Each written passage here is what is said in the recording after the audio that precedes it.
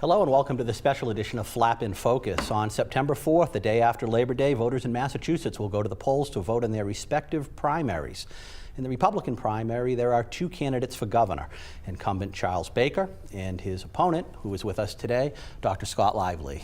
Thank you for joining us, Dr. Lively. Good to be here with you. So it was kind of an improbable path so far. The narrative is that Governor Baker, polls show, is one of, if the not most popular governor in the country. Polls showing. So they say.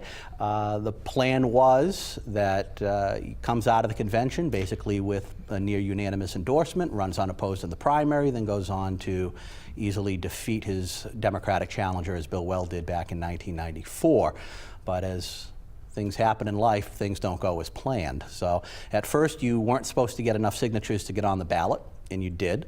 And then you were not supposed to get the 15% of the convention support of delegates, and you got about twice that. That's right. So here you are on the ballot. That narrative kind of reminds me of what we heard a couple years ago with Donald Trump, when he wasn't going to hit this hurdle and he wasn't going to get that hurdle. I like that comparison. And there he is, there he is in the White House. So before we start getting into issues, talk a little bit about you. And you are known across the country. You are an unabashed, proud conservative, Christian conservative, Christian minister, as well as a constitutional attorney. Mm-hmm. And as far as being a Christian minister, there's usually two types: the ones that grew up very religious, very strict, very structured, and then there are those who took a different path in life and then found Christianity after having many challenges. I believe you were part of the latter, and I'd like you to tell us a little bit about how you got to where you are now. Sure. Yeah. Well, I actually was. I was raised in a Catholic family in Shelburne Falls, and somewhat religious, not super heavy. But when my dad had a very severe mental illness, and by the time I was about 9 or 10 years old, he had sort of degenerated into a very severe form. I retreated into alcoholism at the age of 12. I started smoking pot at 14. I graduated to all the other drugs after that, including opioids, although I never shot them in my arm. And I spent 16 years in bondage. I slept under bridges. I begged for money on the streets. It was quite an experience. And then, February 1st, 1986, I got down on my knees. I surrendered my life to Jesus Christ, completely healed, delivered, never had another desire to drink or take drugs ever again. And it was the power of God to change me. I never wanted to go back, and it's been 30-something years now. And my life has changed. So I went from, in fact, I was very, very liberal before that.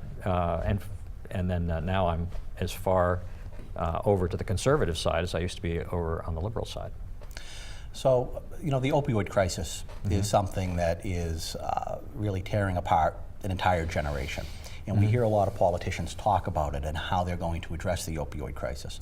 You come at it from a unique perspective because you were there. You fought it. You fought those demons. It was awful. So what I would like to know is, where do you, when attacking the opioid crisis, do you think it comes from an enforcement view? Do you think it comes from a treatment view? What is your plan, if you're governor, to deal with this crisis?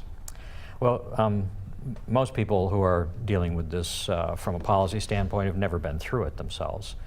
But I have. I've been on both sides. I was an addict for a long time, and then after my conversion, I became a pastor, and I run an inner city mission in Springfield that works with mentally ill and drug addicts and homeless, and et cetera. So I've seen it from both sides. Really, what you're dealing with addiction, in most cases, some people get addicted because of they have an injury and then they take too much OxyContin over too long a time or something. But I'm talking about people that are sort of lifestyle addicts. They're doing it because they have pain. Usually some sort of trauma in early life, and they cope with the pain of life by self-medicating. And it can be anything, really. It doesn't. Some people, it's just drinking beer. Some people, it's smoking pot. Some people, it's gambling. Some people, it's pornography. Addiction can take many forms. Really, what you're addicted to is the brain chemistry, except when you come to heroin. Heroin is different from all the other addictions because it mimics physiological responses you have in your body, and then And once you become addicted, breaking free of it is especially difficult. That's why they use methadone, because it sort of deals with that physical dependency in addition to this, but it doesn't deal with the psychological dependency. That's the problem with methadone. It stabilizes you, but if you don't have a system for rebuilding your life that gives you something to live for, then people just don't recover, because taking the drug is physical, but not the emotional. Yeah. That's right. So what I want to do is help people. I want to follow the Dr. Kishore model. He's an Asian Indian doctor. He had 56 clinics across Massachusetts. He actually had the majority of addicts under his care at one point, and Martha Coakley shut him down. And I believe because his method was actually getting people healed, and they don't like that. The Democrat, the hard left doesn't like that, because these people are cash cows to them. They get federal tax money for every person that's on the addict rolls, and so when Dr. Kishore was turning their lives around, using no opioids, he was using regular pharmaceuticals to get them through the withdrawal, and then had a program of family, church, and community to rebuild their lives, and they were getting transformed and leaving addiction for good. And that, of course, was getting in the way of the flow of money. It's usually about the money, and it is in that case. This is how the Democrats basically have kept control in Massachusetts. They pose as being champions of the poor and needy. They demand money from the federal government to take care of them. But then, once they got the money, they spend as little as possible on the people, and the rest of it they build a permanent socialist voting bloc of public employee union members that then vote them into office every election. And because of that's why we have a supermajority of Democrats in both houses of the legislature, even though we have an actual conservative voting majority. So you would focus more on treatment than you would on enforcement in terms of punishment? Well, I would shift completely away from the methadone model. The only thing that methadone is good for is getting so the dealer becomes the government instead of the street dealer. So the chance of having an accidental overdose and dying is dramatically reduced, not eliminated, but reduced, and so there's a little more stability in the person's life. But if you don't have recovery as the focus, then all you're doing is maintaining somebody for the rest of their life. And the reason that it's so lucrative, the heroin addicts are one of the most lucrative cash cows that the left has, because they need the methadone every day. They need labs like urine tests and all that sort of thing. They need public housing. They need welfare. They need food stamps. They need all the things. And every one of those things, one of those checklists, is a revenue stream to the state from the federal government. See, Lyndon Johnson set this up when he was president. And that's why we have these gigantic pools of federal money at the federal level. And this is all designed to be able for the urban centers, basically Democrat-controlled cities, to be able to build the system. It's very devious, and it seems like almost unbreakable. That's why all the major cities are controlled by Democrats, and why all the major cities have an inner city of completely dependent people that are completely dependent on government, and there's and they never break free. Some of them 3 or 4 generations have been involved in this. It's a corrupt system. What I would want to do, I want to help inner city people break free of government dependency, not with burger flipper jobs, bring in some sort of multinational franchise, but actually with entrepreneurialism. Bring in real conservative solutions. I want the people in the inner city to own the buildings that they live in, and the buildings of the inner city, and all the businesses along the street. That's when real change will happen. That will dry up this corrupt system that the Democrats are using, and some Republicans too have bought into it. And it'll turn every single one of those people into taxpayers and responsible citizens, concerned with. How do you get them there, though? I mean, are we going to focus on treatment facilities versus jail? How do you break that physical component that's you're talking what you're talking about. I see exactly what you're saying. Yeah, well, I kind of got off track of But no, I'm just curious, topic, what's the solution? Right now, they arrest people, you know, and they put them in jail. That's not going to do anything. No, they need treatment. So Yeah. do we steer away from the prisons and maybe create more treatment facilities and get them in there for a longer term? Well, yeah, you can't do this overnight. Yeah. You know, people didn't, I mean, because you've got programs like Al-Anon and I mean, AA and Narcotics Al-Anon too, Anonymous. yeah. Yeah, Well, exactly. Al-Anon for but the- those are outside treatment facilities, and I'm wondering if maybe they need a little bit more. Well, Dr. you know. Kishore had an outpatient model. You know, in fact, that was one of the things that helps people to get real recovery, is to stay integrated in their own lives, to be able to live with their own family instead of having to be institutionalized. And as long as there's something, you have to have something to live for. Yeah, no, right? That's I agree. the number one key. And if you know, if you're filled with hopelessness and you can't, and the only way you can cope with the pain of, you know, like say you got molested when you were a child, or you know your parents broke up when you were 5 years old, and your life is filled with this pain, and that and here you are as an adult, you have difficult coping, and the drug helps you get through. That's what it's all about. I mean, when I would hitchhike around the United States, I would get picked up all the time by Christians, and they would say, you know, all you need to do is change your life. Ask Jesus to come into your heart. And I wasn't ready at the time, and I thought, you know, that sounds too much like a magic trick, you know, abracadabra. But more than that, I was afraid. I knew if I became a Christian, I'd have to stop drinking and taking drugs. And I thought, how could I cope with life without that? Because I didn't know what it was like to have a Christian life and actually have something to live for. And so it was only later when I hit bottom, and anybody that knows recovery language, you know, when you hit bottom, I had really no place left to go, and I finally, okay, I'm going to give in to this idea. And then I prayed. That's when I prayed, and bam! I mean, it really worked. I mean, the God is real, and He changed me. And some might argue that you were ready at that point. I at was, that point, because you were ready, yeah. and you were looking for anything that was different than what you were doing, Yeah. and that But I created had an tried, out for you. But I had tried many other things. Sure. And Yeah. but I was ready in the sense that having hit bottom. And when you deal with people that are addicts and you try to intervene in their lives before they're ready, they're just going to blow you off, right? So you said when you were 12, you went into alcoholism, then pot, and then harder things. So do you believe, going through that experience, do you think that marijuana is a gateway drug? Oh, absolutely. And if you do, how does that impact your views if you become governor as to the voters legalizing recreational marijuana in Massachusetts? How do you deal with that if you're governor, if you believe it's a gateway drug and you believe it caused you to hit bottom? Yeah, no, I mean, I was a pothead, man. That was really my main drug most of the time because it was the easiest to get. That and booze. I mean, I would take anything that I could get my hands on it.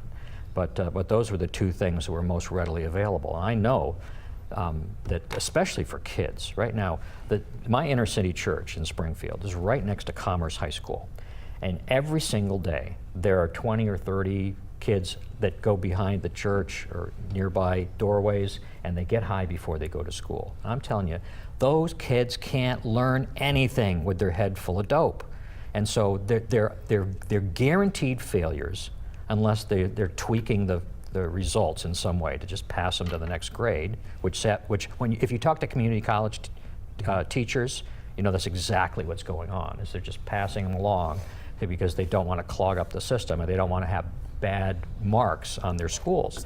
But that's a problem. So you don't think that somebody could be a casual smoker like a casual drinker? Well, I mean, there's been studies that have said that marijuana could actually help with the opioid crisis, and I think that it should be something to be looked. I mean, I think the mob promotes that idea very heavily. Yes.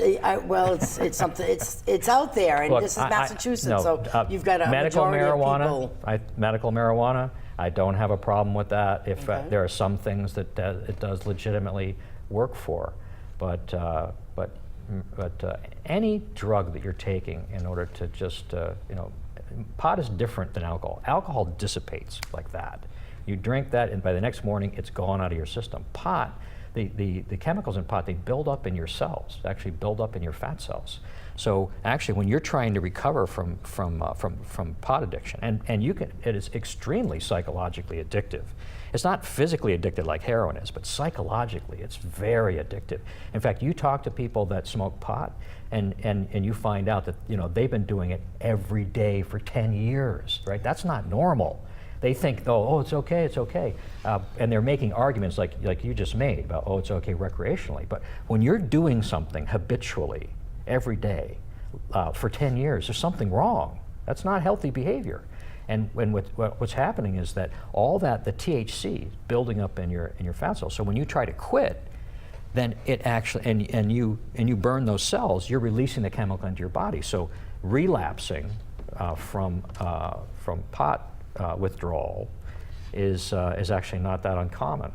So, and you never hear anybody talk about this. They mock the idea that you can be addicted to pot. But be that as it may, the people of the state voted for recreational marijuana. So as governor, do you respect that vote, or do you say, hey, I'm using my own experience and I'm going to go against the will of the people on this one because it's important enough? Well, the people voted, and the people are going to be able to have their will. You can't override that. I wouldn't override an initiative like that. Okay. But what I would be doing is I would pointing out the problems. This is not going to end well, right? We're going to have an increasing number of traffic problems and fatalities because of pot smoking. It affects your ability to think. It's going to affect, the only good thing that's going to happen out of recreational pot is that the liberals are going to stop voting as regularly because they're going to be stoned on election day, right? But the bottom line is you would respect the will of the voters if that was. But I will use my experience in the bully pulpit to explain why this is not a good policy and encourage, and especially if I really, people can do what they want to, and they always have. Smoking pot has been going on for decades and behind closed doors, and nobody's had any problem with it. We didn't have to legalize it because they were doing the same thing they were doing before. It's just, except now the worst part is the kids think it's okay because the adults are doing it. And that would be something I would definitely want to do. That we should not allow any kids to be going to school high. And they should be checked if there's suspicion. If they smell like they've been smoking weed, or if there's evidence that they're high, they should be tested for that, and they should have to go to some kind of rehab because they cannot learn when they're high. And if they want, when they graduate and they're adults and they're living in their lives, then knock yourself out. But we need to have much more of a sense of responsibility about the kids. Great discussion, but in the interest of time, let's shift gears. We got more topics to get to. Michael, what do you got? As a person who leans left, or the left member of the group who does not partake in marijuana, so unfortunately I will. How can you be a liberal and not smoke pot? I wanted to ask you though. How can you be a conservative and smoke pot? But in all fairness, and as a point to you, sir, many, including some in your party, have called you extreme. Yeah. Okay. Now, I say they're extreme. Mm-hmm. Yes. Now, if you look at the Republican platform, okay, anti-gay marriage. Dr. Lively, anti-gay marriage. Charlie Baker, pro-gay marriage. Republican platform, pro-life. Dr. Lively, pro-life. Charlie Baker, pro-choice. Exactly. You're making my arguments for me. Second Amendment, Republican platform, little to no restrictions. Dr. Lively, little to no restrictions. Charlie Baker, moderate restrictions. My point is this: does it frustrate you, as a conservative Republican, that Republicans are in denial about what their own platform says? Well, I don't think that they're Republicans. Charlie Baker's not a Republican. He's a Democrat in Republican clothing.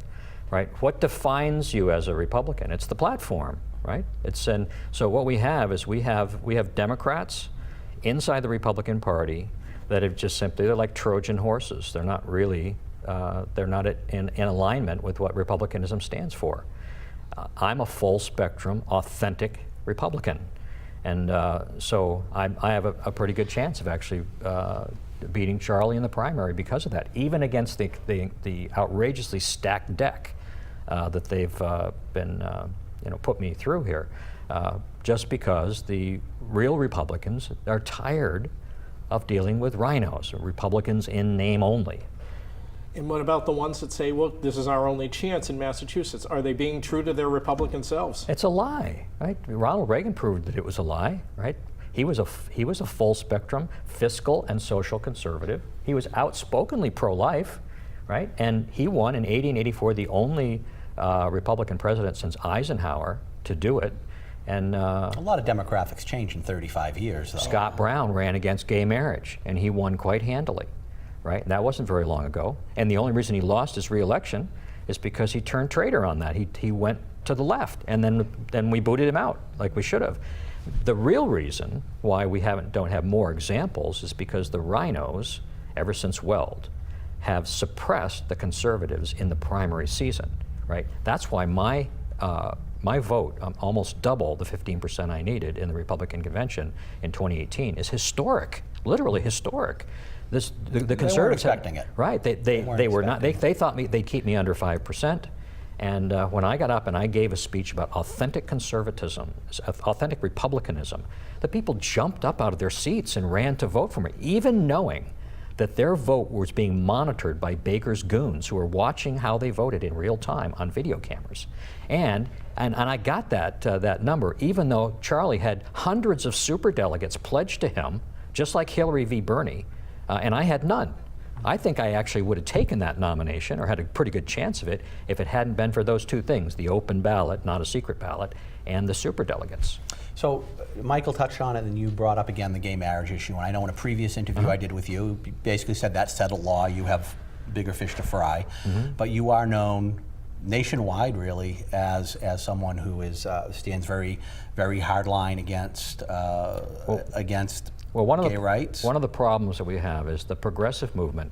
Whatever the issue of the time is, they're terrible bullies against the people that they identify as sort of symbols of the opposition on whatever point, and I became one of those people, and so all kinds of nasty, false propaganda being used against me. In 1992, my wife and I took in a gay man that, in fact, what had happened was he was the apartment manager for a gay apartment complex, right? And when his partner died of AIDS, he became a Christian. And when he started playing Christian music, they kicked him out, even though he had late-stage AIDS with no place to go. And he came to my church, and I met him, and I invited him to come and live with us. And we took care of him for the last year of his life. I was praying, the night that he died in the hospital, praying for the Lord to receive him into heaven. That's my heart toward people who deal with homosexuality. And you know, at the very same time that we were doing that in our home, I never exploited the fact that he was there. I was the spokesman for a ballot measure dealing with the gay issue. I never even brought him up. I didn't want to use him as some sort of a prop. But the other side, they knew that, and they nevertheless, they fabricated most of these stories that you hear about me. They were fabricated right at that same time. And these people are liars and propagandists.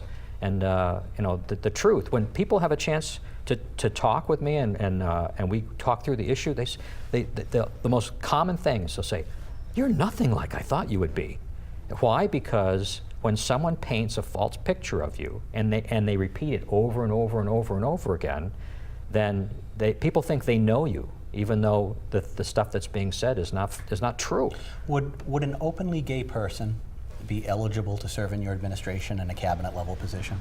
I think that people should keep their sexuality private, especially if it's sexuality that's outside the mainstream. I think it's critical that the mainstream culture be built around the natural family, and that if people want to indulge in various sexual lifestyles in the privacy of their homes, that's fine with me, right? I'm not asking the police to knock down their doors.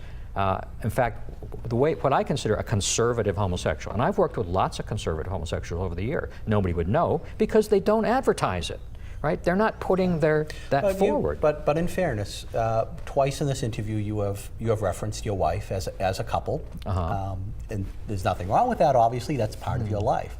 So if a gay person talked about their spouse, they're being open with it. Except I reject the premise, right? Marriage is an institution created by God, recognized by civil government, and it has a very distinct definition. So the question, though, just want to nail that down. Would an openly gay person be allowed to serve in your administration in, say, a cabinet level position if they were openly gay?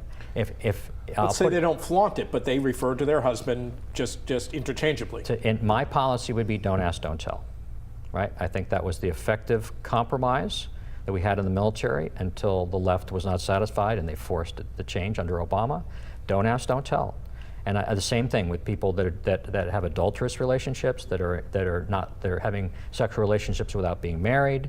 Whatever it is that they're into, just keep it to yourself, right? We don't need to know all those details. Leave that alone. Let's let kids grow up in a culture in which the natural family is normal.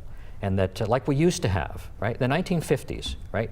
People were living open homosexual lives in their subculture, but they weren't trying to force it down everybody's throats. They weren't pushing it on the kids in the schools. What about all the gay families that have families right now? Those kids, I know, are you saying that they're not growing up in a normal environment because they have two dads or two moms? Yeah, that's what I'm saying. I'm saying that it's what is normal? Normal. Well, I'm going to answer. It's a rhetorical question. Sure. Normal is what comports with its design, right?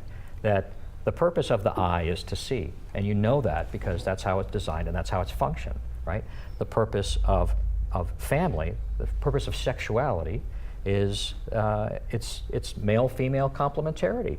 There's no 25 or 75 genders, right? There are two sexes. They're male and female. We're one or the other. And people can express different opinions about these things. This is America, and we can have tolerance for those views. But government must never indulge fantasy, right? And that's what it is. The idea that there's multiple genders is just fantasy. And people who are living, like I went to do an event the other night, and a guy pulled up next to me, a middle-aged man with hairy legs, and he gets out. He's got pigtails. He's got a pink top. He's dressed like a teeny bopper with a little silver purse and a black thing, and he's wearing high heels. And then he reaches into the back seat and he gets this little, toddler, this little black toddler kid. It's a white guy, and it's like, what is this? What are you doing, to the kid, right? Leave the kids out of it, right? If you want to walk around like a teeny bopper, then we'll just treat it for what it is. But don't involve the kids. That's what bothers me. So how would you deal with that as governor in terms of policy issues? What do you mean? Well, as far as the LGBT there's only two things that I really want to address. One, the separation of LGBT and state. With the same restrictions that exist on the church should exist on the LGBT community. The government should not have its thumb on the scale behind this, right? And then secondly, whenever there's a conflict between the sexual orientation regulations and the First Amendment has to prevail. And the Supreme Court, in a couple of the last major cases that it's had, the Cake Baker case, for example, they've affirmed that basic principle that the First Amendment is too important. It's foundational to the whole concept of America. It's too important to have newly created laws, anti-discrimination laws, for example, superseding the First Amendment. Dr. Lively, I'm going to give you the last minute to look into that camera and tell people why they should be voting for you on September 4th in the Republican primary. Okay, there's the light. Yes, I'm Dr. Scott Lively, constitutional law attorney and a pastor. Look, I care about everybody here in Massachusetts, and I believe that I can be a good governor to this state. But we have to focus on getting rid of the corruption. There's moral corruption, there's political corruption, there's financial corruption, and the Democrats and the Republicans at the elite, at the establishment level, they just simply pass the baton back and forth, and nothing ever changes. And I am coming in with the goal of actually changing that. I'm asking for you to pull a Republican ballot on September 4th. Vote for me, Dr. Scott Lively, for governor of Massachusetts, and you won't be disappointed. Dr. Lively, thank you very much for joining us today, answering those questions.